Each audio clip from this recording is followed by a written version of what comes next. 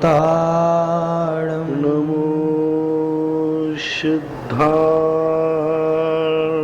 नमो सिद्धार्णं नमो आयर्याणं नमो आयर्याणं नमो वज्झायाणं नमो वज्झायाणं नमो लोये सौसाहूणं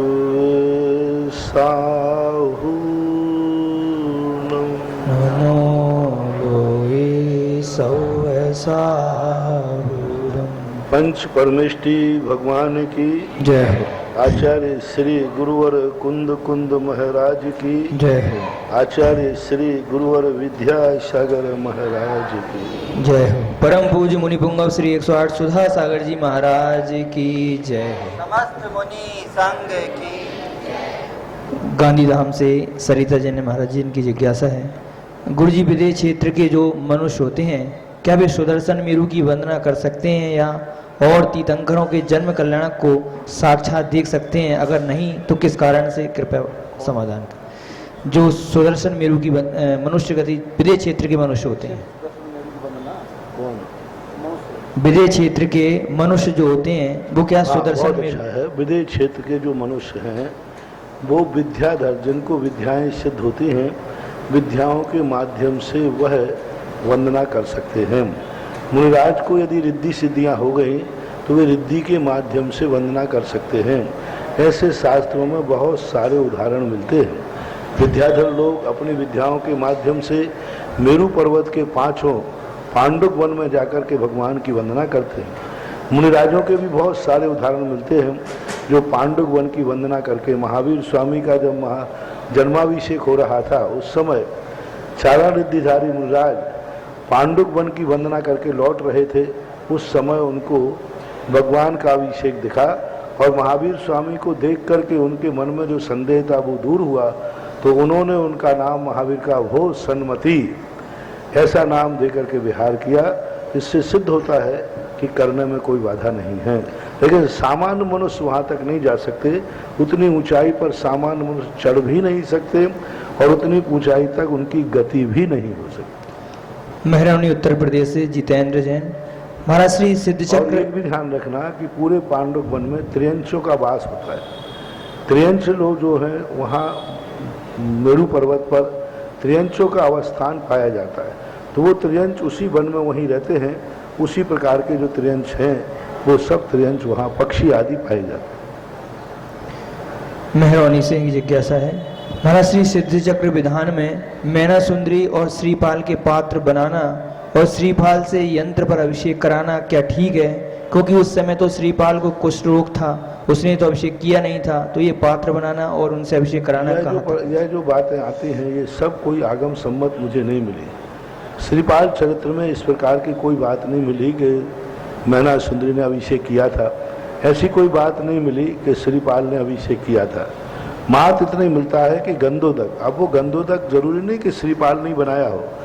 श्रीपाल आदि 700 कोड़ी सामने बैठ जाते होंगे, मैना सुंदरी भी सामने बैठ जाती होगी और उनका कोई परिकर रिश्तेदार कोई भी आकर के अभिषेक कर सकता है और उस गंधोदक को लेकर के अपने माथे पर लगा सकते हैं या अपने रोग को दूर करने के लिए ग्रहण कर सकते हैं।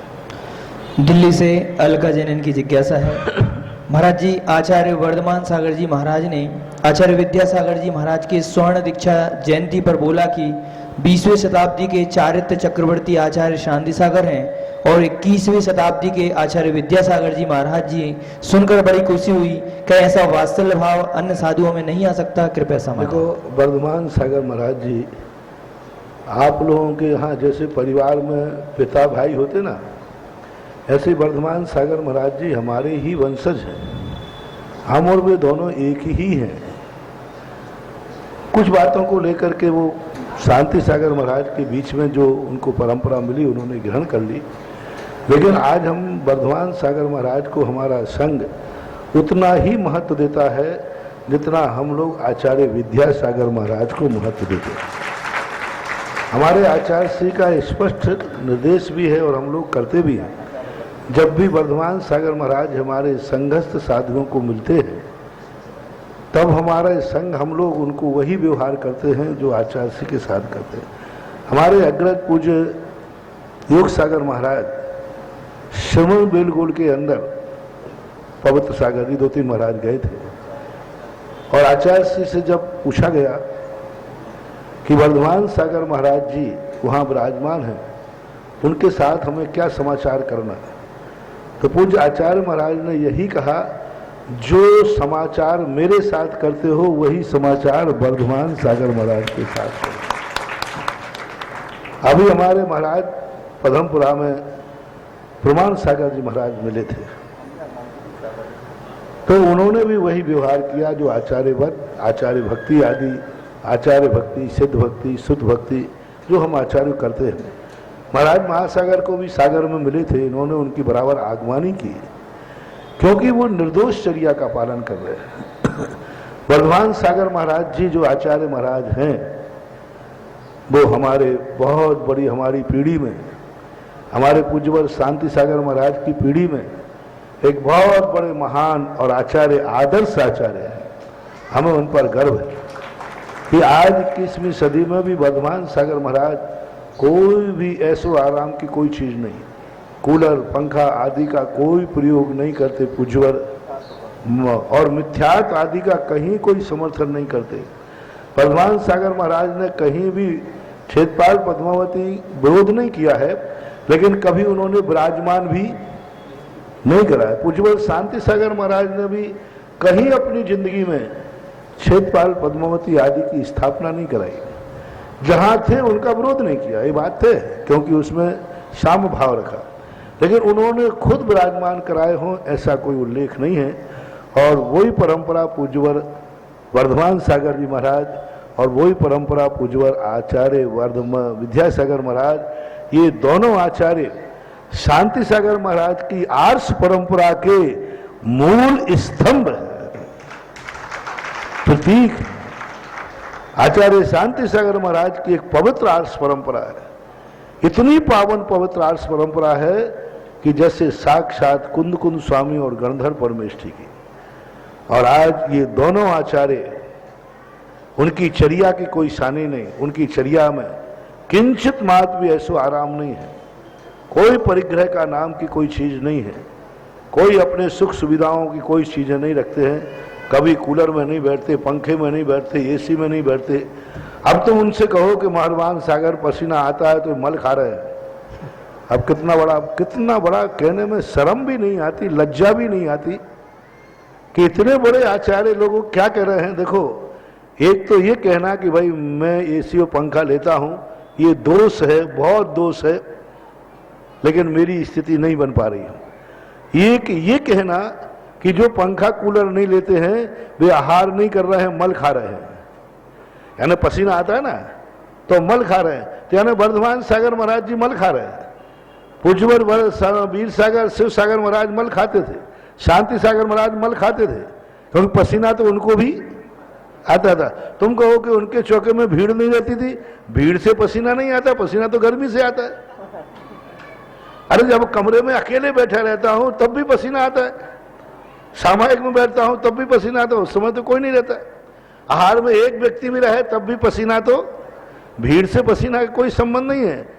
तो अब अपन को सारी जनता को विचार करना है कि आज एक पवित्र आर्ष परंपरा को लोग एसी में बैठने वाले, कूलर पंखों में बैठने वाले जो नहीं बैठ रहे हैं, उनके ऊपर ऐसे आक्षेप करके ये है महान पाप, निकृष्ट, विनाशकालीन विपरीत बुद्धि। ऐसे जब विनाश के समय आ जाते हैं तब इनको क्या होता है, जब मिथ्यात रूपी सांप डस लेता है ना, तो नीम तो मीठी लगती है और मीठा कड़वा लगता है। इसलिए हमारे महाराज वर्धमान सागर महाराज जी, हम कई बार ललितपुर के अंदर हमने कई बार प्रश्नों में बोला, हमारा चतुर्मास और उनका चतुर्मास मुश्किल से 100 किलोमीटर के अंदर में था, महरौनी में, वहाँ वो विराजमान थे। कई बार चतुर्मास में हमने बोला कि हमारे ही संघ के, हमारे ही वंश के वर्धमान सागर विद्यासागर महाराज, ये एक ही वंश के भाई भाई के रूप में आज सारी दुनिया में आचार्य शांति सागर की आर्ष परंपरा का डंका बजा रहे। और यह वात्सल्य भाव महाराज में भी है, हम लोगों में। मिलने और नहीं मिलने से कोई फर्क नहीं पड़ता। आज हम बरसों 20 साल के बाद अभी आचार्य से रामटेक मिले, उससे क्या फर्क पड़ा? 20 साल तक हम दूर रहे आचार्य जी से, लेकिन जब मिले तो ऐसे मिले कि जैसे सदा संग में ही रह रहे।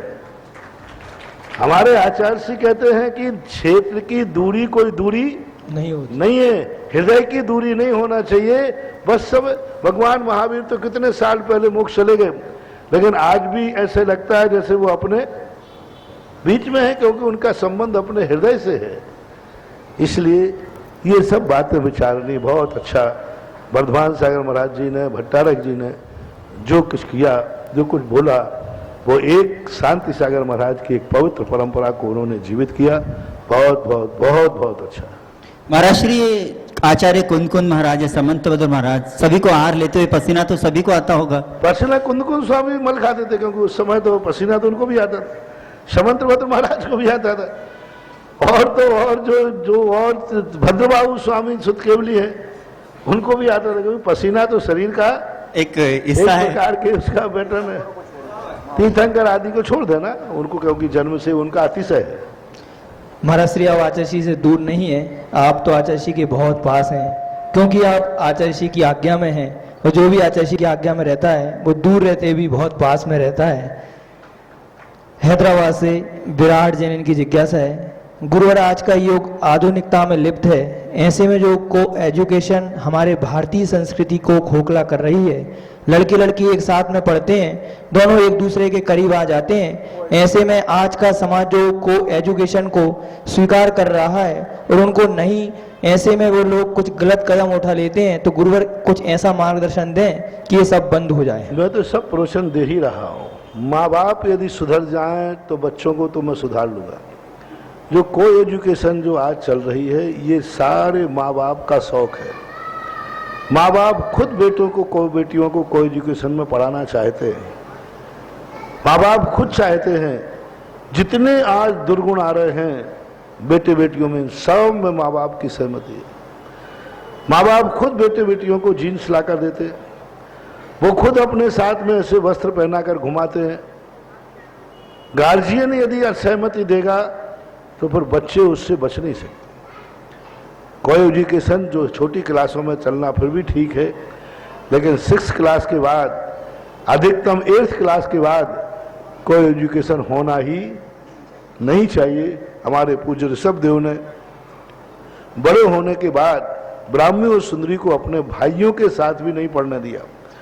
अपने भाइयों के साथ नहीं पढ़ने दिया, दुनिया को ये बता दिया कि पुरुष भाई भी क्यों ना हो, स्त्री बहन भी क्यों ना हो, लेकिन जब वो एक जवान उम्र में आए तो उनको हर कदम पर फासला रखना ही चाहिए। मान लिए जवान बेटा बिटिया हैं, जवान दोनों भाई बहन हैं, लेकिन जवान दोनों भाई बहनों को फासला रखना चाहिए। हर क्रिया में, बैठते समय, उठते समय, सोते समय, अपने और भी अन्य क्रियाएं आदि बदलते समय, सब करते समय फासला रखना चाहिए। भाई है तो क्या हुआ, जवान है। बहन है तो क्या हुआ, जवान है। क्योंकि जो नेचुरल प्रकृति होती है, नेचर होता है, वो भाई बहन को कम देख पाता है, जिस्म को ज्यादा देखता है। और जिस्म की तरफ जब दृष्टि जाती है तो पवित्र संबंध नष्ट होने की स्थिति में आ जाता है और जिस्म का आकर्षण बढ़ जाता है। जबलपुर से श्रीमती कृतिका जैन इनकी जिज्ञासा है। महाराज जी बहुत अच्छी जिज्ञासा है इनकी। महाराज जी मैंने इस वर्ष अपने बच्चे को आपके वचन अनुसार एक क्रिश्चियन स्कूल से निकालवा कर एक सामान्य स्कूल में दाखिल किया। आपने ये देखा होगा, एक माँ बच्चे को छोटी अवस्था में नहलाती धुलाती है और नग्न ही गोदी में लिटा लेती है। लिटा लेती कि नहीं? छोटे बच्चे के सामने माँ भी, पालने में बच्चा पड़ा है, उसके सामने वो अपने वस्त्र बदल देती है कि नहीं?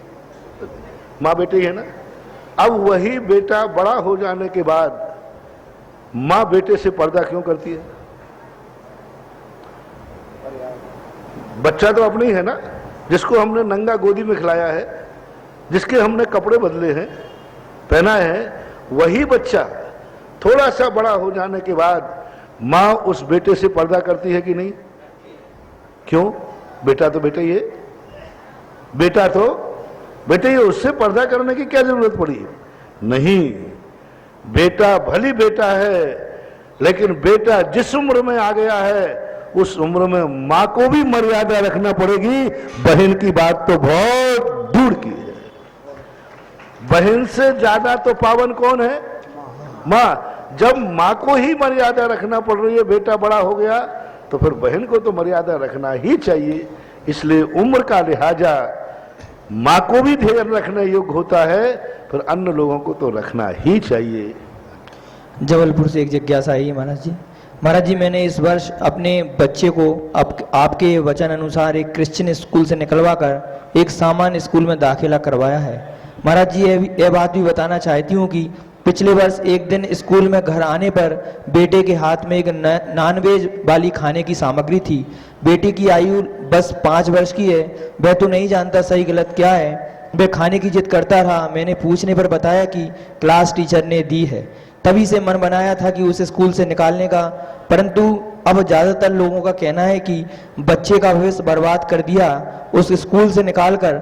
महाराज जी, आपसे यह जानना चाहती हूँ कि बड़े नाम वाले स्कूल में ही पढ़ाने से ही बच्चे का भविष्य बनता है क्या? कृपया मार्गदर्शन करें।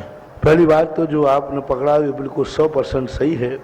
जितने कॉन्वेंट हैं ये हमेशा यही कहते हैं कि आपका बच्चा शाकाहार करेगा, मांसाहार वाले मांसाहार करेंगे।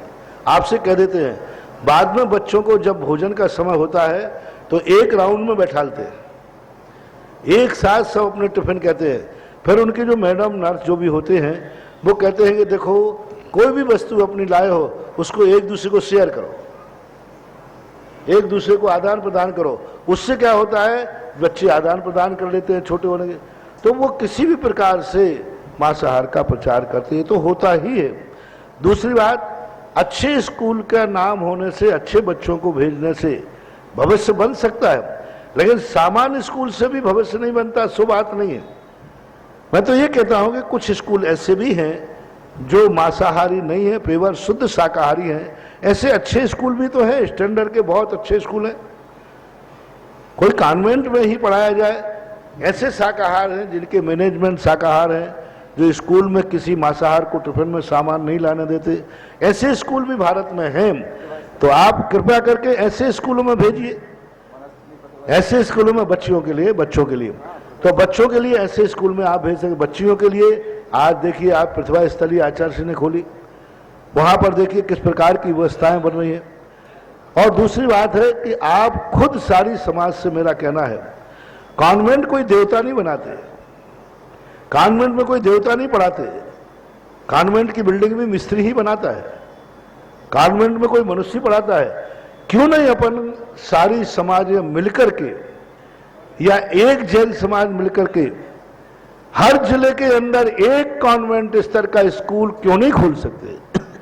एक अच्छी बिल्डिंग, एक अच्छे टीचर, अच्छा मैनेजमेंट, पूरा जिला मिलकर के ये कितना बड़े स्तर का स्कूल खोले जहां सारे जैन समाज के या शाकाहारी बच्चे उसमें आकर के अपने धर्म को बचा सके।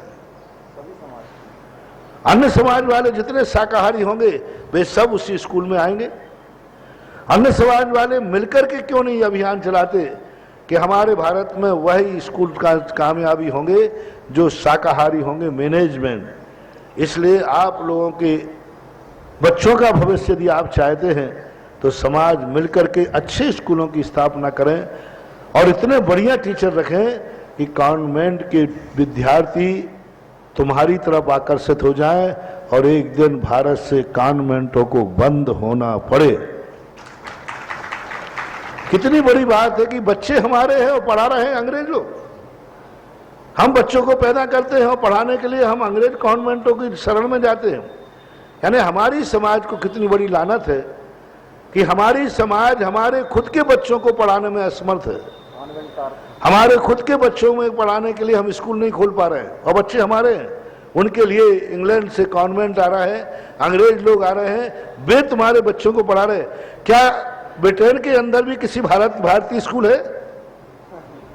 मैं पूछना चाहता हूं, कॉन्वेंट भारत में कितने कॉन्वेंट होंगे?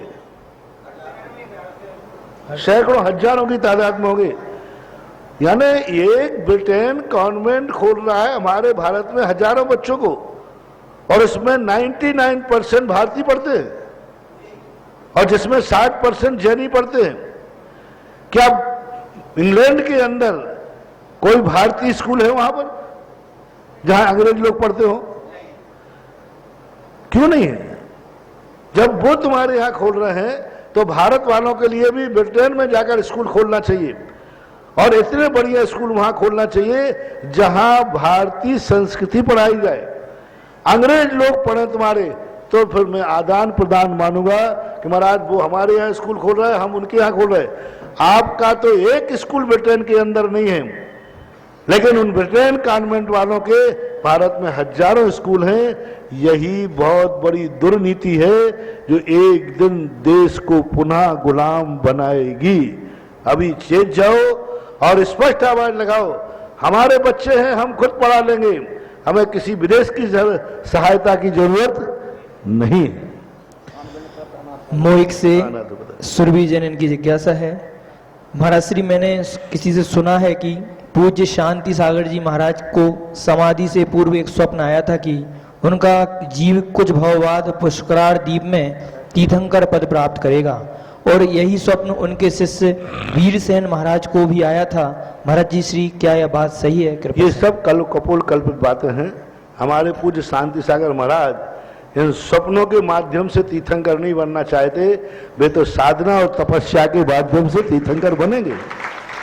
ये पैटर्न बिल्कुल गलत है, फ्रॉड है, और न इन सपनों से ऐसे आ जाने से कोई ना तीर्थंकर बनने वाला है ना कोई गणधर बनने वाला है, कुछ भी नहीं। ये ना तो शांति सागर महाराज, हमारे शांति सागर महाराज की पूज्यवर की तपस्या को स्वप्न के माध्यम से भंग मत करो, उनको नीचा मत दिखाओ। उनकी तो हमारे शांति सागर महाराज तो वो महाराज थे जो 16 कारण भावना के माध्यम से तीर्थंकर बनेंगे, उनको स्वप्न की जरूरत ही नहीं है।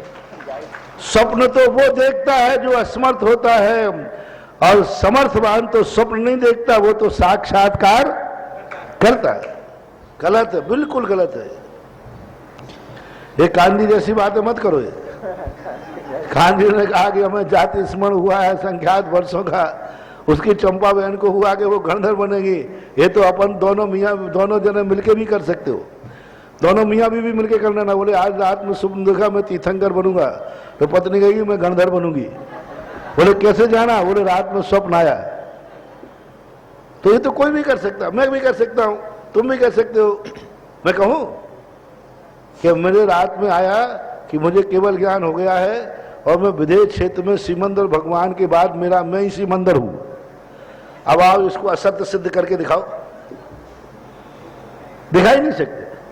ये सब कपोल कल्पनाएं हैं, व्यर्थ की भ्रम है। ऐसे पदों को प्राप्त करने वाले लोगों का आगम में स्पष्ट सर्वज्ञ भगवान की वाणी में आता है, कदापि नहीं मानना चाहिए, और ये सब गलत हवाएं हैं। भेड़ाघाट जबलपुर से दिनेश जैन की जिज्ञासा है। महाराज श्री, आरिका, एलक और छुल्लिका, इन नामों का भावार्थ क्या है? इनको इस प्रकार से क्यों संबोधित किया जाता है? कृपया समाधान। ये शब्द जो आरिका शब्द है, वो शब्द एक अपने आप में रूढ़ शब्द है। आरिका शब्द एक आर्य की श्रेष्ठता को लेकर बना है, आर्यों में जो श्रेष्ठ है। छुल्लिका शब्द का अर्थ होता है छोटा, यानी साधु संघों में छुल्लक आने होता है छोटा। साधु संघों में जो सबसे छोटा पद है संघ में, उसको छुल्लक बोलते हैं। एलक उसको इसलिए बोलते हैं, एलक बोल देते हैं कि एक लंगोटी एक वस्त्र मात है, इसलिए एलक कहलाता है। आर्यका इसलिए बोलते हैं कि जो आर्या शब्द का अर्थ है पूज्य, आर्यकाओं में जो सर्वश्रेष्ठ पद है वह आर्यका का पद है। अर्थ पूजा के अर्थ में आता है, यानी नारी में सर्वश्रेष्ठ नारी कोई होती है तो आर्यका होती है, इसलिए उसका नाम आर्यका है। इसका छुल्लिका है। और मुनिराज का अर्थ जो अपने आप में है, जो समस्त संसार के कार्यों से निर्वृत्त हो गया है, उसका नाम मुनि होता है। सूरत से मंजू गोदा इनकी जिज्ञासा है। महाराज श्री, हमारी 2 प्रतिमा के व्रत हैं, हम जो बारिश का पानी इकट्ठा कर रखे हैं तो उसको गर्म करके उपयोग में लेना चाहिए या यूं ही छान कर ले सकते हैं? कृपया समाधान करें। बारिश का पानी तो आपको छानना चाहिए, छाने बिना तो आपको कोई पानी उपयोग करना नहीं चाहिए, लेकिन छान करके उस बिलछानी को जहां बारिश का पानी संग्रहित है वहां उसकी बिलछानी डाल देना चाहिए।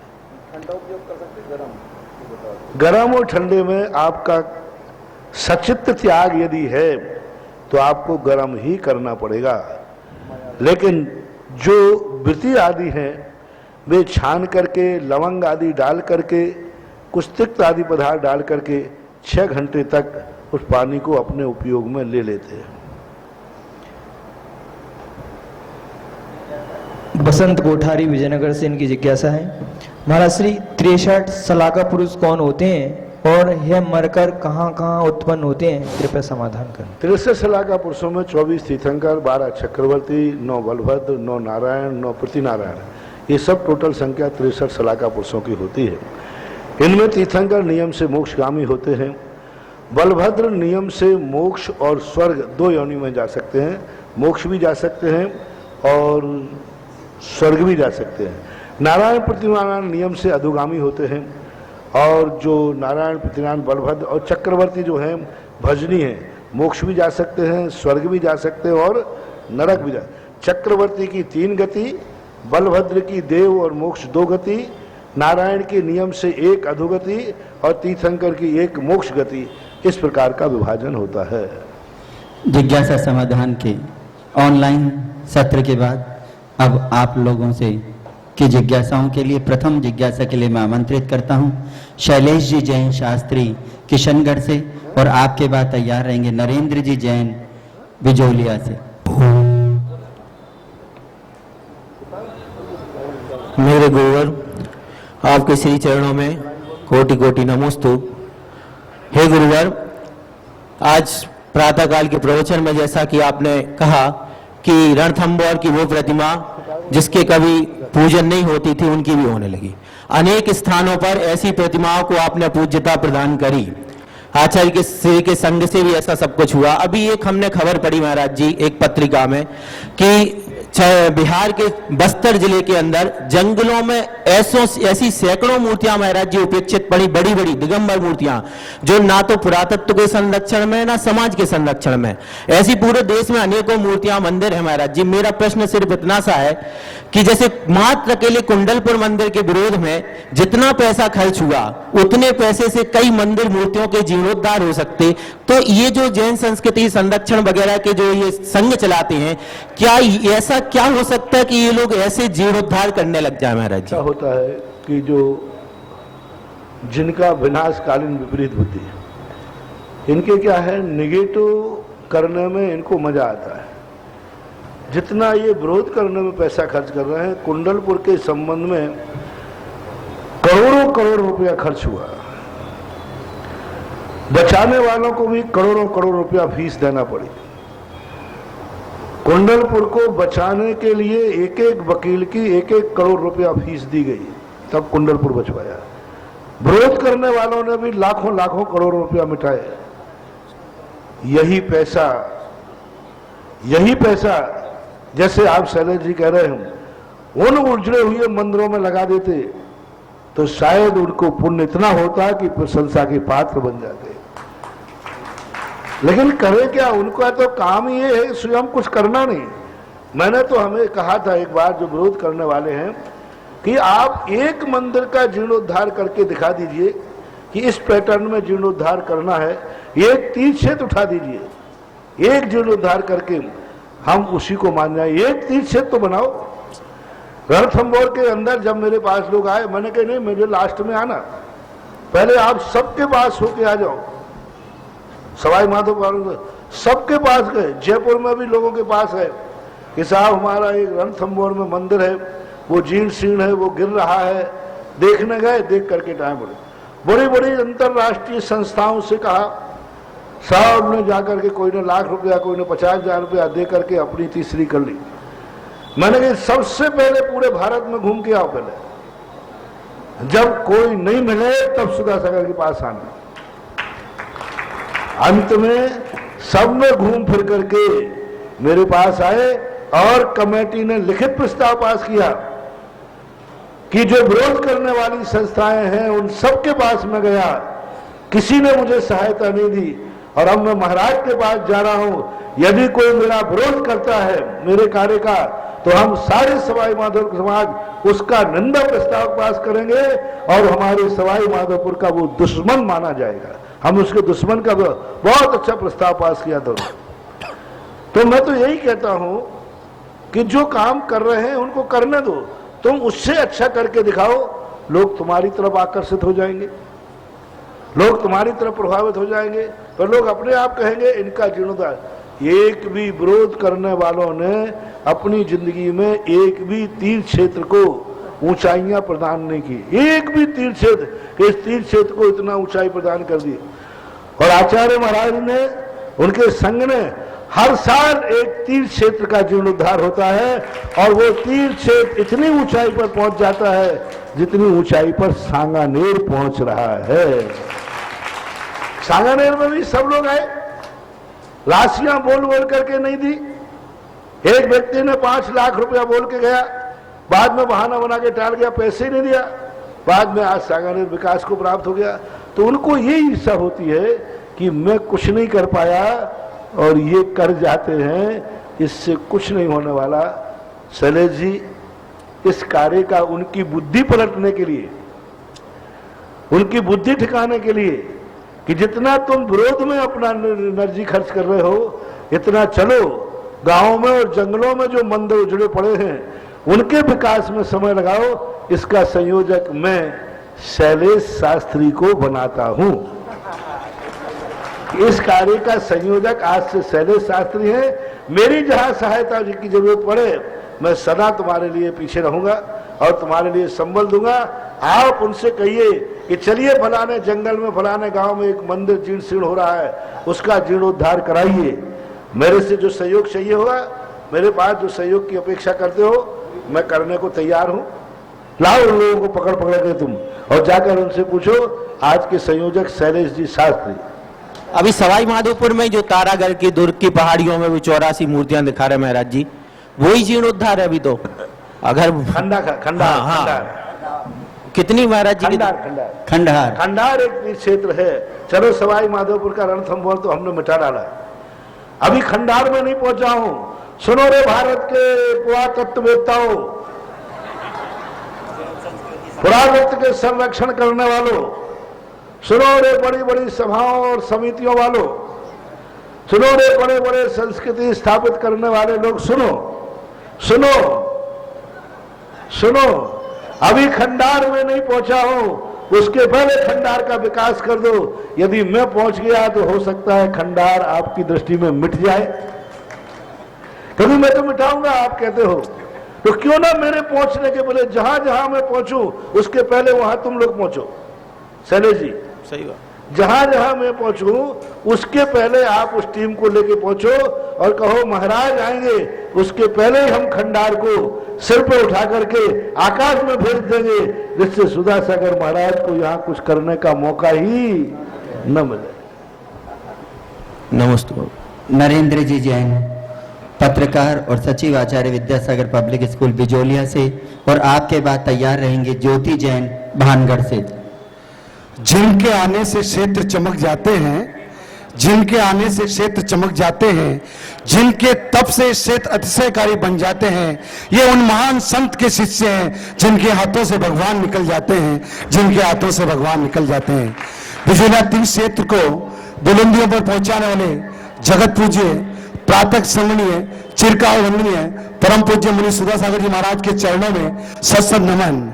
महाराज जी, मेरी जिज्ञासा है, मैं मीडिया से जुड़ा हूं और अखबारों में भगवान के और साधु संतों के समाचार और फोटो देने पड़ते हैं, तो उसके बाद उन अखबारों का अभिनय होता है, तो क्या उसका दोष मुझे लगता है? नहीं, कोई दोष नहीं लगेगा। वर्तमान युग की परंपरा है, जैसे भगवान की मूर्ति बनती है और भगवान की मूर्ति बनाने वाला शिल्पी मूर्ति पर बैठ के बनाता है, जूते चप्पल भी पहने रहता है और उस मूर्ति को बना करके जमीन में रख देता है, बिल्कुल जमीन में रख देता है, तो रखी रहती, वो एक पत्थर है, स्टेचू है।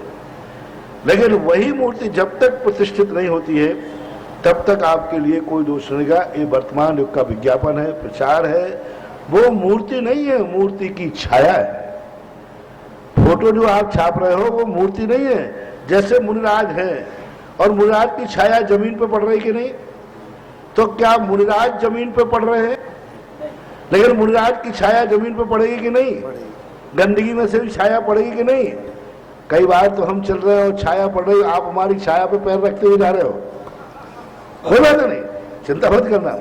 तो वो छाया है, छाया तो जमीन पे ही पड़ेगी, लेकिन मूर्ति नहीं है वो। जैसे भगवान की मूर्ति को आप नहा धोकर छूते हैं कि बिना नहाए?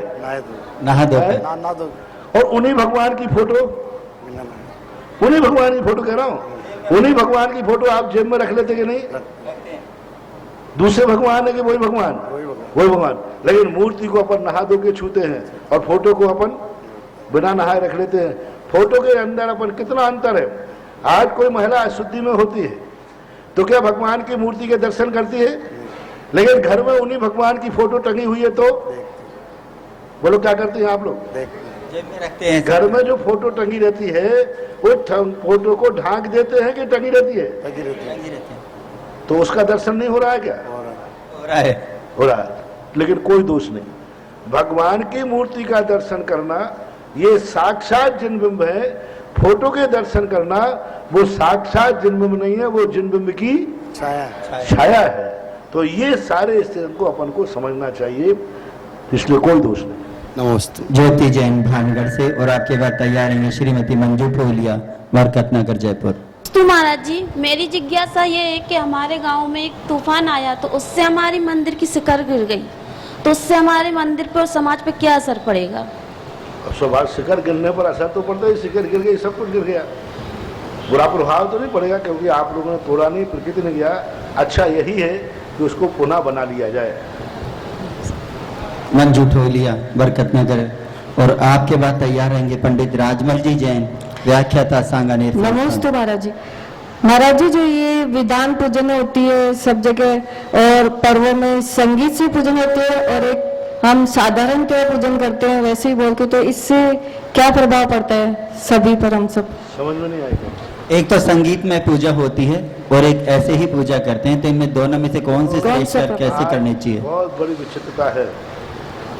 पूजन को संगीत में करने में कोई बाधा नहीं है, लेकिन पूजन के साथ में जो फिल्मी धुन और फिल्मी गाने गाना, ये जो लय पे बैठा जा रहा, अकेला नाम बदल देते हैं। गाना तो फिल्मी होता है, उसमें नाम अकेले बदल देते हैं। तो जब धुन बनती है तो दूर से सुनने वाला क्या सुनता है? गाना बज रहा है, फिल्म का गाना चल रहा है, दूर से लोग, दूर से तो यही लगता है कि फिल्म का गाना गाना बज चल रहा रहा है। है। क्योंकि जब संगीत बनता है तो दूर से शब्द कम सुनाई पड़ते हैं, धुन सुनाई पड़ती है। इसलिए भजनों की और पूजा की जो धुन होती है, लय होती है, उस पर संगीत बैठा लो और उसी संबंधी संगीत संबंधी धुन बैठा लो तो फिर भी ठीक हो सकता है। और दूसरी बात, पूजा के तो तुम एक लाइन में पढ़ दो और भजन को तुम धमाधम करो, तो फिर भी एक नहीं। अरे पूजा के अनुसार संगीत बैठा लो ना, पूजा की लाइनों में संगीत बैठा लो, पूजा की लाइनों में धुन बैठा लो, तो संगीत अच्छा है। लेकिन भजन के लिए तो संगीत है, और जब पूजा की लाइन आती तो संगीत बंद है। कई लोग तो भजन के समय संगीत खोल देते हैं और जैसे पूजा की लाइन आई संगीत बंद हो जाता है, तो आज विकृत हो गया।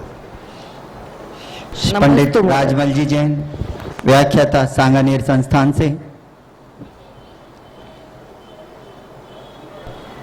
और आपके बाद तैयार रहेंगे वैभव जी शाह, वैशाली नगर से। नमोस्तु गुरुदेव, नमोस्तु नमोस्तु। हे गुरुदेव, मोक्ष मार्ग का मूल सम्यक दर्शन और तीर्थंकर प्रकृति की 16 का भावना में दर्शन विशुद्धि जो भावना है, उन दोनों में क्या विशेषता है, स्पष्ट कीजिए। सम्यक दर्शन में व्यक्ति के अंदर आत्म भाव आता है, स्वयं कल्याण का भाव आता है। वह ऐसा चाहता है कि मेरा कल्याण हो, मेरा मिथ्या दूर हो, मेरा अंधकार दूर हो। लेकिन दर्शन विशुद्धि के अंदर उसी सम्यक दृष्टि को यह भाव आता है, जो प्रकाश मुझे मिला है सारे जगत को मिले, जो धर्म मुझे मिला है सारा जगत धर्मात्मा बन जाए, जो तत्व मैंने समझा है सारे जगत को मिल जाए, जो सुख का रास्ता मुझे मिला है सारे जगत को मिल जाए। जब जो अपने पास उपलब्ध है यह सारे जगत को मिले, ये दर्शन विशुद्धि है, और मुझे प्राप्त हो ये सम्यक दर्शन है। ये व्यक्तिगत है, संपूर्ण कल्याण रूप है, जगत के कल्याण रूप। जगत के सबके लिए, अपने लिए नहीं, अपने लिए सम्यक दर्शन है। ठीक। मेरा कल्याण हो, मेरा मिथ्या दूर हो, मुझे केवल ज्ञान हो, ये सब सम्यक दर्शन है। लेकिन जो मुझे प्राप्त हुआ है सारे जगत को मिले, क्योंकि दर्शन विशुद्धि सम्यक दर्शन के बाद ही होगी। हाँ, समय तो सम्यक दृष्टि कभी ये बात करता है कि नहीं, मेरे लिए जो प्राप्त हुआ है, जैसा मैं सुखी हूँ सारा संसार सुखी हो जाए, और बल्कि मैं दुखी रहूं तो रहूं लेकिन संसार सुखी हो जाए। ऐसे परिणाम जिनके आते हैं वो दर्शन विशुद्धि कहलाते हैं। तो सारे जगत का मिथ्या तो दूर हो जाए, ऐसी भावना मानो। सबके मिथ्या दूर हो जाए, सुखी हो जाए, सम्यक दर्शन हो जाए, मोक्ष मार्ग मिल जाए, भगवान का दर्शन मिल जाए। जैसे हमने आदिनाथ भगवान को समझा, आप लोगों में देखा कि जब कोई आपको अच्छी चीज मिले तो आप कहते हो मैं अपने घर में जरूर कहूंगा कि जब तुम वहां जाओ तो वो चीज जरूर देखना। अपने दोस्तों से कहते हो। इसी प्रकार से सम्यक दृष्टि क्या करता है कि जैसे मान लीजिए मुझे सांगानेर भगवान बहुत अच्छे लगे और मुझे इनमें बहुत एनर्जी लगी, इतनी एनर्जी, इतनी ताकत लगी। मैंने तो कल अशोक जी से कहा, तुम्हारे जो आज चीफ सेक्रेटरी बने ना जो, हाँ, उनसे मैंने कहा कल आशीर्वाद देते समय, मैंने कहा मेरा तो कोई ठिकाना नहीं, कहाँ रहूंगा, कहाँ जाऊंगा, कहाँ रहता हूँ, साधु तो हवाओं के समान होता है। लेकिन तुम्हें एक मैं ठाइया बता देता हूँ, जब भी तुम्हारे मन में कोई विकल्प आए, टेंशन आए, तुम आंख बंद कर करके सीधे आदिनाथ भगवान के पास आ जाना, सांगानेर, इसका चमत्कार देखना। यदि तुम्हें ऐसा लगे, कभी कभी क्या होता है काम सीधा नहीं होता, सोर्स मिलाना पड़ता है, सोर्स। तो तुम्हारे लिए ऐसा लगे कि आदिनाथ मेरी नहीं सुन रहे हम, तो आप मेरा सोर्स लगा देना, महाराज जी भगवान मैं सुधा सागर की आज्ञा से आया हूं। और जैसे ही मेरा सोर्स लगेगा उसमें, फिर देखो आपकी फाइल। क्यों चर्चा की बात थी। तो अब जैसे मुझे आदिनाथ भगवान की एनर्जी पता चला तो मेरे मन में ये भाव आता है, संसार का हर व्यक्ति आदिनाथ की महिमा समझे, मेरे समान आदिनाथ भगवान सबको सिद्धिदायक हों, मेरे लिए जितने लाभदायक हों सारे जगत को लाभदायक हों। जो महिमा में आदिनाथ की समझाऊं सारा जगत आदिनाथ की महिमा को समझ जाए, ऐसा भाव मेरे अंदर आता है। यह है विशुद्धि, दर्शन विशुद्धि। तीर्थंकर प्रकृति का बंद मत करना भी, लेकिन प्रयास, अभ्यास इस क्वालिटी की होती है। जब गोलाकोट के अंदर में गया, वहां की मूर्ति को देख करके मैं इतना गदगद हुआ, ओह अलौकिक अलौकिक। और ऐसे प्रवचन मेरे अंदर से निकलते थे कि और कहां भटक रहे हो, एक बार गोलाकोट के आदिनाथ को माथा झुका जाओ, तुम्हारा जीवन धन्य हो जाएगा। तो ऐसा भाव आता था वहां कि आदिनाथ भगवान की पूरी महिमा सारे जगत को गा दूं कि आज भी ऐसे जंगलों में, खंडहरों में ऐसी ऐसी मूर्तियां हैं जिनमें अलौकिक शक्तियां विद्यमान हैं। वैभव जी शाह, वैशाली नगर, और आपके बाद तैयार रहें सतीश जी शास्त्री, शमन संस्कृति संस्थान जयपुर से। हे गुरुदेव, नमोस्तु नमोस्तु नमोस्तु। महाराज श्री, आपके प्रवचन सुनने के बाद में मैं प्रतिदिन मंदिर अभिषेक करने लगा और उसके लिए मैं घर से ही तैयार होके जाता हूँ। लेकिन अब जैसे बारिश का मौसम आ गया तो घर से कई बार बाहर जाते हैं तो रास्ते में कीचड़ भी होता है और बारिश भी पड़ रही होती है, तो इसलिए मैं एक दो बार थैली में जैसे शोले के वस्त्र अपने थैली में रख के ले जाता हूँ। तो वैसे ही जैसे कभी अपन आहार के लिए, जैसे आज सांगानेर में थैली के संबंध में लोग प्रयोग कर रहे हैं, लेकिन मैं उसका समर्थन इसलिए नहीं करता हूँ कि थैली विश्वसनीय नहीं है, कहीं फट सकती है, खुल सकती है। सबसे अच्छा है कि आप कैन होता है ना, कैन, स्टील का कैन, स्टील की पेटी के अंदर रख लीजिए, या एक स्टील का छोटा सा बॉक्स पेटी बना लीजिए, उसमें रख लीजिए अच्छी तरीके से, तो वो विश्वसनीय कोटि में आएगा। लेकिन आप ले जा करके वहाँ बदल सकते हैं। कभी रास्ते में कीचड़ आ गया, बरसात आ गया, तो आप स्टील के किसी बर्तन में रख करके, पेटी में रख करके वहाँ ले जाते हैं तो कोई बाधा नहीं। मैं पॉलीथीन का निषेध नहीं करता हूँ, लेकिन समर्थन भी नहीं करता हूं, क्योंकि वैसे ही मैं पॉलीथिन का विरोधी हूं, वैसे ही मैं पॉलीथिन का विरोधी हूं, क्योंकि पर्यावरण आज जो दूषित हो रहा है, मैं तो हर जैनी से कहता हूं कि प्लास्टिक के पॉलीथिन आदि की वस्तुओं का आप उपयोग करना बंद करें, क्योंकि बहुत बड़ी हिंसा है। अहिंसा धर्म को यदि बचाना है तो पॉलीथिनों का प्रयोग बंद होना चाहिए। इसलिए आप ले जाने में कोई बाधा नहीं है, लेकिन उसको अच्छी तरह से ले जाओ। तो महाराज जी जैसे अगर आहार के लिए जैसे हमें सांगनेर आहार देने हैं तो भी ला सकते हैं? आप आहार को लिए स्टील के बर्तन में, कैन में धोती दुपट्टा लकड़ी लाइए और यहाँ गीली कपड़ा पहन करके बदल लीजिए, आहार दे सकते हैं, अभिषेक कर सकते हैं, आहार दे सकते, देते ही कोई बात नहीं। नमोस्तु महाराज। सतीश जी शास्त्री व्याख्याता श्रवण संस्कृति संस्थान जयपुर से, और आपके बाद तैयार रहेंगे संगीता जी जैन सूरत से। एक देखिए, आप एक दिल्ली के सज्जन थे, वो दिल्ली से धोती दुपट्टा धो करके, सारों वस्त्र धो करके और स्टील के कैन में बंद करके लाए और यहाँ पर गा करके आहार दिया। फिर बाद में पूछा कि महाराज कोई दोस्त तो नहीं? मुझे बहुत अच्छा, सारे भारत को बता देना। सारा भारत इसकी सीख ले ले। आज पूज्य गुरुवर के चरणों में बारंबार नमोस्तु। हे गुरुवर, आज समाज में देखते हैं कि व्यक्ति आलू प्याज जिसमें अनंत स्थावर जीव होते हैं उनका त्याग करते हैं, लेकिन जिसमें त्रस्काय जीव ज्यादा रहते हैं, जैसे द्विदल हुआ, एक दिन से ज्यादा का अचार हुआ, इनकी ओर समाज में अच्छे अच्छे ज्ञानी लोगों का भी ध्यान नहीं जाता है। तो ऐसा क्यों, और हमें ऐसी स्थिति में समाज वालों को कैसे मोटिवेट करना चाहिए कि आलू प्याज इतना पहली प्रायोरिटी इसको ना दे करके और अचार या द्विदल इनका त्याग या बाजार की वस्तुओं का त्याग बहुत आवश्यक है? सतीश बाबू, इसमें दो चीजों का ध्यान है। पहली बात तो त्रस्त जीव तो उसमें मरते हैं, लेकिन आलू प्याजों के संबंध में दो चीजें हैं। एक तो उनकी प्रचुर मात्रा में उपयोग होता है। आज अचार व्यक्ति कितना खाएगा एक दिन में? दो आधा आम ले लीजिए, पाव ले लीजिए, इतना खा पाएगा। आज यदि मान लीजिए वो दूसरी वस्तु क्या बताई आपने, दुदल वगैरह, दुदल आदि भी खाएगा तो बहुत कम, पूरा भोजन नहीं कर सकता। लेकिन आलू प्याज तो इतनी मात्रा में बनते हैं, इतनी मात्रा में बनते हैं कि 1-1 किलो 2-2 किलो बनाना पड़ते हैं पूरे परिवार के साथ। तीसरा, प्याज जो है मन को भी बिगाड़ देती है।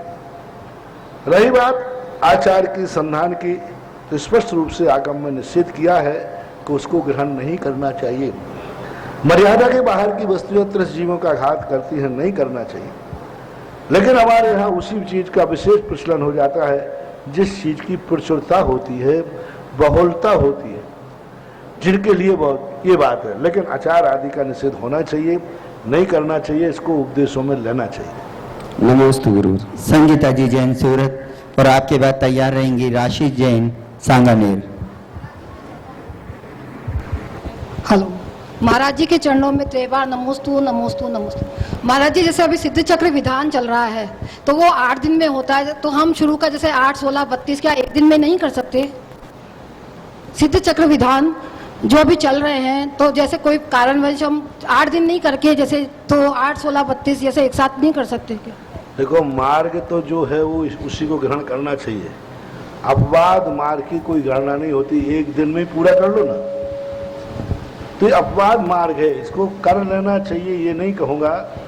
लेकिन something is better than nothing, नहीं करने की अपेक्षा कुछ ठीक है, लेकिन ठीक है ये नहीं कहूँगा।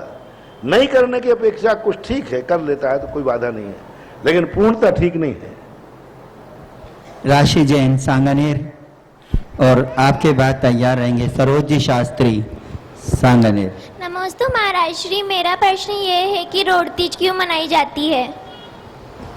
रोड तीज खाने पीने के लिए। हाँ, वैसे रोड तीज तो एक व्रत है, और व्रत के दिन तो एकासन करना पड़ता है, एक टाइम भोजन करना, और उसमें भी रूखा सूखा भोजन करना, आचाम्ल आदि ग्रहण करना, कांजीर आदि ग्रहण करना, और रस से रहित भोजन करने की बात है। अब ये रोड तीज जो वर्तमान में चल रही है, ये तो ना तो मैंने कहीं शास्त्रों में देखी, और न कहीं इसमें धर्म नजर आता है। बढ़िया जम के आधा किलो 1-1 किलो घी रोड में भिगो कर। और दूसरा ये और है कि आजकल रोड तीज पे जिसको एक बार खाने बुला लिया तो हर साल उसे खाने के लिए बुलाना पड़ेगा, नई रिश्तेदारी और हो गई, रोड तेज रिश्तेदारी। अभी ब्यावर में देखा तो मैंने कहा भैया ये कौन सा, बोले महाराज उसको तो अब हर साल बुलाना ही है क्योंकि एक साल बुला लिया। तो ये तो बहुत गलत परंपरा है, बिल्कुल टोटल मिथ्यार्थ है। ब्यावर के अंदर हमने स्पष्ट आदेश दिया कोई रोड तीज पर कोई किसी को नहीं बुलाएगा। सामान्य रूप से बुलाया तो हर साल बुलाना पड़ेगा, ये तो मिथ्यार्थ हो जाएगा, बहुत बड़ा अनर्थ हो जाएगा। इसलिए रोड तीज जो खाने पाने की है, यहाँ रोड तीज चलती है, एमपी में धासन चौथ चलती है, धासन चौथ, क्योंकि कल से व्रत लगना है तो आज जम के खा लो पी लो। तो ये कोई धर्म नहीं है। मुझे तो आज जो वर्तमान में रोड तीज चल रही है, इस रोड तीज का उल्लेख कहीं नहीं मिला। बड़ी बड़ी मोटी रोटी बनाकर उसमें घी बूरा, घी और बूरा, ये खाने पीने की बात है। सरोज जी शास्त्री सांगानेर से, और आपके बाद तैयार रहेंगे किरण प्रकाश जी, सांगानेर संस्थान व्याख्याता। पूज्य गुरुवर के चरणों में नमोस्तु। गुरुवर, मेरी जिज्ञासा ये है, अभी जो भैया जी ने क्वेश्चन किया था कॉन्वेंट स्कूल के विषय में, कॉन्वेंट स्कूल हमें इतना आकर्षित नहीं करा। आजकल माता पिता खुद इतने बिजी रहते हैं या बच्चों को बोझ समझने लग गए कि वहाँ अदर एक्टिविटी बहुत ज़्यादा होती है, इसलिए वो बिजी रखने के लिए बच्चों को पूरा टाइम वहाँ भेजते हैं। ऐसा कोई वो नहीं है कि कॉन्वेंट का पढ़ा हुआ बच्चा ही ऊंचाइयों को छूता है। मेरी एक फ्रेंड है, उनकी 2 बेटियाँ 5वीं तक स्कूल नहीं भेजा उन्होंने, और एक RAS है और एक हिंदुस्तान पेट्रोलियम में बहुत बड़ी इंजीनियर है।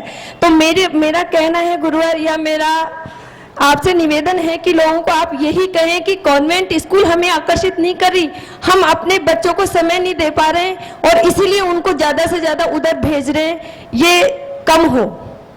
हाँ, तो ये बिल्कुल सही बात है। कॉन्वेंट में पढ़ने वाला व्यक्ति ही अच्छी ऊंचाइयां छूता हो, ऐसा कोई नियम नहीं है।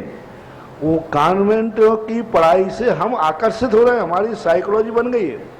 हमने देखा है कि इतने अच्छे अच्छे रिजल्ट हमारे स्कूलों के आते हैं, फिर भी लोग वहाँ नहीं भेजते कॉन्वेंट, क्योंकि वहाँ स्टैंडर्ड मेंटेन है। स्टैंडर्ड मेंटेन क्या, वहाँ अंडे भी खाने मिलते हैं। स्टैंडर्ड मेंटेन क्या कि वहाँ किसी भी प्रकार की कोई नैतिकता के नाम की चीज़ नहीं है। स्टैंडर्ड मेंटेन क्या कि वहाँ जीन्स पेन सादे कपड़े पहन के जाओ तो कोई वहाँ रोक टोक नहीं है। इसको बोलते हैं आप स्टैंडर्ड मेंटेन, जो स्टैंडर्ड को डाउन कर रहा है। तो इसलिए आधुनिक बनाने की होड़ में माता पिता बच्चों को वहाँ भेजते हैं। और जो प्रश्न अभी किया कि बच्चों को जन्म तो देते हैं लेकिन बच्चों को समय नहीं देते, अपनी लाइफ को इतना व्यस्त कर लेते हैं कि बच्चों के लिए हमारे पास कोई समय ही नहीं है। 2 साल के बच्चे को स्कूल भेजने लग गए महाराज जी आजकल। एक बार कहा था कि 3 साल का बच्चा होते ही लोग हॉस्टल में डालने का सोचते हैं। अब 25 साल तक बच्चा हॉस्टल में नौकर की रोटी खाएगा तो बुढ़ापे में वो माँ बाप को क्या खाक रोटी खिलाएगा? माँ बाप अब तुम्हारी जरूरत नहीं, जब 25 साल मैंने तुम्हारे बिना निकाल दिए, तुम्हारे बिना मेरी रोटी चलती रही, भोजन, अब 25 साल जब हम बिना माँ बाप के रह गए तो अब जिंदगी भी बिना माँ बाप के गुजार लेंगे। आज बच्चे पढ़ने वाले हॉस्टल में महीनों सालों वहां रह के आते हैं, उनको पड़ गया हेवन कि मैं माँ बाप के बिना भी जिंदा रह सकता हूँ। फिर माँ बाप को कौन रखेगा? पहले बच्चे माँ बाप के साथ रहते थे, उनको डर रहता था कि मम्मी पापा के बिना मेरी जिंदगी नहीं चल सकती है। इसलिए पाश्चात्य संस्कृतियों के जितने संस्कार आ रहे हैं, इन संस्कारों से तो हमें बचाना पड़ेगा। फिर भी यदि हमें शोर से नहीं बच पा रहे हैं तो कम से कम जैन हॉस्टल, ब्राह्मणों को ब्राह्मण हॉस्टल, क्षत्रियों को क्षत्रिय हॉस्टल, हर जाति वालों को बड़े बड़े शहरों में अपने हॉस्टल खोलना चाहिए और उसमें पढ़ाकर अपने संस्कार वहां देना चाहिए। नमोस्तु गुरुवर। किरण प्रकाश जी व्याख्याता, सांगानेर संस्थान। पूज्य गुरुवर के श्री चरणों में बारंबार नमोस्तु। महाराज जी, मेरी जिज्ञासा ये है कि जो आगामी पर्याय है वो हमेशा नियत ही होती है अथवा अनियत भी हो सकती है। जहाँ क्रमबद्ध पर्याय और क्रमवर्ती पर्याय, इन 2 शब्दों को सुनते हैं तो आगामी पर्याय यदि नियत ही है तो फिर वो क्रमबद्ध ही होगी, यदि अनियत भी है तो फिर वो क्या क्रमवर्ती भी हो सकती है? पर्याय कभी नियत नहीं होती, पर्याय कभी नियत नहीं होती, कारण नियत होता है। जो कार्य जिस कारण से होना है उसी से होगा। काल कोई नियतता का नियतता नहीं है। काल के द्वारा नियत करना कि यही पर्याय निकलना थी, ऐसा जैन आगम में कहीं नहीं लिखा। जैन दर्शन ने कहीं भी क्रमबद्ध पर्याय शब्द का उल्लेख किया ही नहीं है, शब्द ही नहीं आया। क्रमवर्ती, क्रमशः और क्रम भवा पर्याय क्रम से होती हैं, ना कि क्रमबद्ध होती हैं। एक समय में एक वही पर्याय होगी, एक क्रमवर्ती कहलाती है। जैसे गेहूं है, क्रमबद्ध पर्याय क्या कहलाती है? डिब्बे में रखी हुई पुड़ी। और क्रमवर्ती पर्याय क्या कहलाती है? गेहूं में पुड़ी। गेहूं में पुड़ी कहने का अर्थ क्या है? कि उस गेहूं की पूड़ी ही बनेगी और अन्य नहीं बन सकता। नहीं, गेहूं में पुड़ी कहने का रोटी भी बन सकती है, दलिया भी बन सकता है, गाय भी खा सकती है, लेकिन पुड़ी भी बन सकती है। गेहूं में पुड़ी बनना यानी भी लगाना पड़ेगा, लेकिन डिब्बे की पुड़ी हमें कुछ नहीं करना है, डिब्बा खोलना है और पूड़ी खाना है। तो ऐसा जैन दर्शन निषेध करता है कि क्रमबद्ध कोई पर्याय नहीं होती है। एक समय में एक ही पर्याय होगी, या तो रोटी बनेगी या पुड़ी बनेगी या दलिया बनेगा, तीन में से कोई भी हो सकती है। पूज्य रकलंग स्वामी ने श्री राजवार्तिक में स्पष्ट उल्लेख किया, किसी के भी मोक्ष जाने का काल नियत नहीं है। जिस समय जैसा कारण मिल जाएगा वैसा ही होगा। दो हेतु मिलने पर भवितव्यता नियत होती है। हेतु द्वया विस्कृत कार्य लंगा अलंग शक्तिर भवितव्यतेयम हेतु द्वया विस्कृत कार्य लिंगा। जहां दो हेतु मिल जाते हैं, बाह्य और अभ्यंतर, तहां भवितव्यता अलंग हो जाती है। और जहां दो हेतु नहीं मिल रहे हैं वहां भवितव्यता नियत नहीं हो सकती है। क्रमबद्ध पर्याय आगम का शब्द नहीं है। नेमिनाथ भगवान का जो उदाहरण हम सुनते हैं कि द्वारिका नगरी कर्म की है, तो हम वैसे अरे नेमिनाथ भगवान पे क्यों जा रहे हो? आज का डॉक्टर ही गोली बनाते समय कहता है ये गोली इतने दिन चलेगी, एक्सपायरी डेट। तो डॉक्टर भी नहीं है, तो नेमिनाथ को लाने की जरूरत क्या है जी? आजकल एक छोटा सा फार्मेसी पढ़ा हुआ विद्यार्थी कह देता है ये गोली की एक्सपायर डेट इतनी है, इतनी तारीख को यह गोली प्रभावहीन हो जाएगी। जब एक सामान्य डॉक्टर ही भविष्य की, बंधु ये जो स्थितियां हैं ये नियतवाद का प्रतीक नहीं है। द्वारका का अर्थ था कि द्वारका का नियत निधत्त निकाचित कर्म का उदय है, जिसे लाख उपाय करने पर टाला नहीं जाएगा। वो द्वारका वासियों के पाप कर्म की सीमा, जैसे डॉक्टर ने कह दिया कि यह गोली इतने दिन के बाद एक्सपायर हो जाएगी, इसी प्रकार द्वारका वासियों का जो कर्म था वो 12 साल के बाद खत्म हो जाएगा, ये था। तो ये कर्म की विधान, जितने उदाहरण शास्त्रों में मिलते हैं, ये कर्म की स्थिति को जान करके नेमिनाथ भगवान ने कहा, ना कि कर्म के बिना ही पदार्थों की नियत स्थिति कह दी, ऐसा नहीं। अंतिम प्रश्न के लिए सीमा जी, जैन, जयपुर। नमोस्तु महाराज जी, बारंबार नमोस्तु।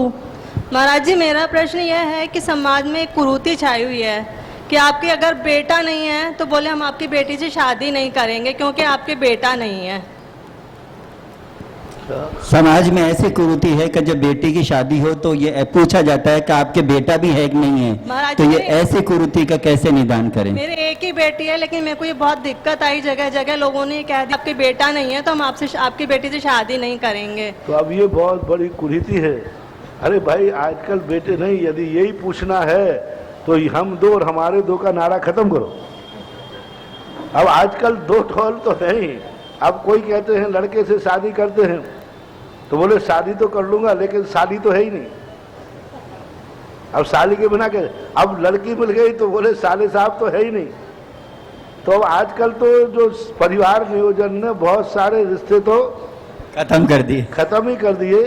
तो ये बात उनकी बहुत नादानी है, बहुत नादानी है, ना समझी है। ऐसा वो कर रहे हैं तो उनके जीवन में भी ऐसी दुर्घटना कभी घटेगी। जिस प्रकार का व्यवहार वे दूसरों के साथ कर रहे हैं, एक दिन उन्हें भी ऐसा दुर्व्यवहार भोगना पड़ेगा, तब उनकी अकल आएगी।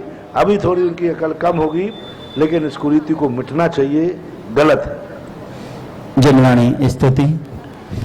जिनवाणी के ज्ञान से सूझे लोकालोक, सो वाणी मत